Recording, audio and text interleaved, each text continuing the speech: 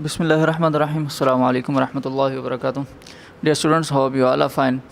Welcome back with another lesson. This is lesson number 59, and today we are going to complete the exercise for the short question of chapter number 7. So let's come to the detailed answer of the questions. We'll start it from the 7.11. The question is, what make a sucker passed on a smooth wall sticks to it? Student, इस question के अंदर अगर आपकी सक्कर के बारे में बात की जाए तो आपकी बुक के अंदर सक्कर की एक पिक्चर बनी हुई है जो कि आपके पास डिफरेंट चीज़ों को हैंग करने के लिए हम यूज़ करते हैं। बट यहाँ क्वेश्चन ये है कि ऐसी कौन सी रीज़न या चीज़ है जो इसको स्टक करवा देती है किसी भी स्मूथ सरफेस के ऊपर कि ये वहाँ पर चिपका रहे।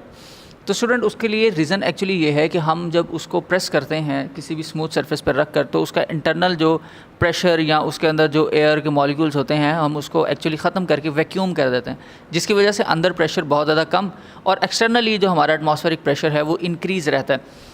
तो इसका मतलब ये है कि फिर अब बाहर से प्रेशर ज़्यादा लगा है तो उसको हेल्प करता है कि वो वहीं पर स्टिक रहे। तो इसके लिए मैंने स्टूडेंट यहाँ पर क्वेश्चन की डिटेल में आंसर कुछ इस तरह से लिखा है। When a sucker is pressed on a smooth surface, the air pressure below it becomes very small as compared to the air pressure above it। यानी जो below है इसका मतलब होगा internally, और जो up है साइड यानी कि externally, या above it का मतलब यहाँ पर स्टूडेंट ये होगा कि externally। So then this is the thing that help him to stick to the smooth surface। Question number 7.12 है, why does atmospheric pressure vary with the height. Student, actually when we go up, जब हम एक height के ऊपर height अपनी increase करना शुरू कर देते हैं तो डेंसिटी ऑफ मॉलिक्यूल्स जो है वो कम होना शुरू हो जाती है। उसकी वजह से हमारे पास जो है वो प्रेशर भी कम होना शुरू हो जाता है। सो बहुत सिंपल आंसर है, as we go in the atmosphere the density of air becomes low due to the atmospheric pressure decreases as we go height. इसी तरह से 7.13 का क्वेश्चन है, student, what does it mean when atmosphere या atmospheric pressure fall suddenly. इसका क्या मतलब है कि अगर आपका एटमॉस्फेरिक प्रेशर बहुत ही जल्दी से या अचानक से जो है वो गिर जाए, कम हो जाए, हद से ज़्यादा होना शुरू हो जाए। तो स्टूडेंट, इसका मतलब ये होता है a sudden atmospheric pressure often followed by a storm, rain और typhoon to occur in few hours time. यानी इसका मतलब ये होता है कि कुछ ही देर के अंदर अब या तो बारिश होने वाली है या बहुत ही ज़्यादा तेज़ आंधी वगैरह जो है वो आने वाली है। What change are expected in weather if the barometer reading shows a sudden increase? अगर हम वेदर चेंज के हवाले से बात करें तो इसका क्या मतलब है कि आपके पास बैरोमीटर जो है वो एटमॉस्फेरिक प्रेशर की रीडिंग इंक्रीज़ करता हुआ दिखाई देना शुरू कर दें। तो इसका मतलब ये है कि हमारे पास एटमॉस्फेरिक प्रेशर इंक्रीज़ कर रहा है, इसीलिए तो बैरोमीटर की रीडिंग भी इंक्रीज़ कर रही है। सो इसका मतलब ये है कि it will soon followed by the decrease in atmospheric pressure. इसका मतलब है कि आने वाले कुछ देर के अंदर या कुछ दिनों के अंदर एटमॉस्फेरिक प्रेशर बहुत ज़्यादा कम होगा और हमारा जो मौसम है वो बहुत ही ज़्यादा ख़राब होने वाला है। 7.15 क्वेश्चन है, student, state the Pascal's law. Pascal's law आपको आपकी बुक में भी मिल जाता है स्टूडेंट, प्रॉपर उसकी डेफिनेशन हमने यहाँ पर मेंशन कर दी है, आप बुक से भी नोट डाउन कर सकते हैं। इसी तरह 7.16 की अगर बात करें, explain the working of hydraulic press. This is a long question जिसके अंदर हम सबसे पहले तो पास्कल्स लॉ को डिफाइन करते हैं, फिर हाइड्रोलिक प्रेस की जो एप्लीकेशन है पास्कल्स लॉ की उसको भी डिस्क्राइब करते हैं with the help of diagram and mathematical derivative formula. 17 question है, student, what is mean by the elasticity.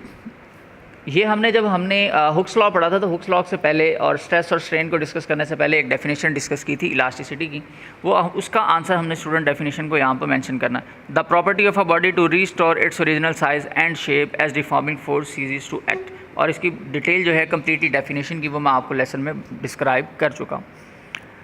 7.18 student है, state the Archimedes principle. We just simply have to write the definition of Archimedes principle as simple as we write. 7.19 है, what is upthrust, explain the principle of flotation. अब यहाँ पर सबसे पहले तो हमें अपथर्स्ट को बताना है। अपथर्स्ट का मतलब होता है कि ऐसे ही हमारे पास फोर्स जो कि अपर डायरेक्शन के अंदर लग रही हो एज अ रिएक्शन। तो पहले हम अपथर्स्ट को डिफाइन करेंगे और फिर उसके बाद प्रिंसिपल ऑफ फ्लोटेशन को जो है वो हम डिफाइन और एक्सप्लेन करेंगे। 7.20 explain how submarine moves up the water surface and down into the water. Student, हमने ये बात भी डिस्कस की थी कि जब सबमरीन को हम डीप वाटर में लेकर जाना चाहते हैं तो उसका जो वाटर टैंक है हम उसको फिल कर लेते हैं, और इसी तरह से जब ताकि उसका वज़न बढ़ जाए, और इसी तरह से जब उसको सरफेस पे लाना हो तो हम वाटर टैंक एम्प्टी कर देते हैं ताकि उसका वेट लेस हो जाए और ऑब्जेक्ट के ऊपर लगने वाली अपथ्रस्ट फोर्स इंक्रीज़ हो जाए और वो जो है अपवर्ड ऊपर की तरफ मूव करना शुरू कर दे। उसकी डिटेल भी स्टूडेंट प्रॉपर मैंने डिटेल यहाँ पर मेंशन कर दी है, आप नोट डाउन कर सकते हैं। इसी तरह हमारे पास लास्ट क्वेश्चन है student, what is Hooke's law, what is mean by the elastic limit. Hooke's law की डेफिनेशन लिखेंगे और इलास्टिक लिमिट की डेफिनेशन लिखेंगे। स्टूडेंट इलास्टिक लिमिट जो है वो किसी भी ऑब्जेक्ट की एक ऐसी लिमिट है जिसके बियॉन्ड हमारे पास, जैसे ही अगर हम उस लिमिट को क्रॉस करेंगे तो फिर आपका जो ऑब्जेक्ट है वो ब्रेक डाउन हो जाता है। So it is a limit in which a body recovers its original length, shape और साइज और volume after deforming force is removed and it is called the elastic limit. Student 7.23 जो है वो हमारे पास एक प्रैक्टिकल एक्सपेरिमेंटल जो है वो क्वेश्चन है, इसलिए हम उसके आंसर को यहाँ पर डिस्कस नहीं करेंगे। उम्मीद है आपको आपके इन शॉर्ट क्वेश्चंस की समझ आ चुकी होगी, आंसर्स आपको प्रॉपर डिटेल में मिल चुके होंगे। इंशाल्लाह नेक्स्ट लेक्चर के अंदर मुलाकात होगी अपने न्यूमेरिकल प्रॉब्लम्स के साथ। तो तब तक के लिए बच्चों अल्लाह हाफ़िज़।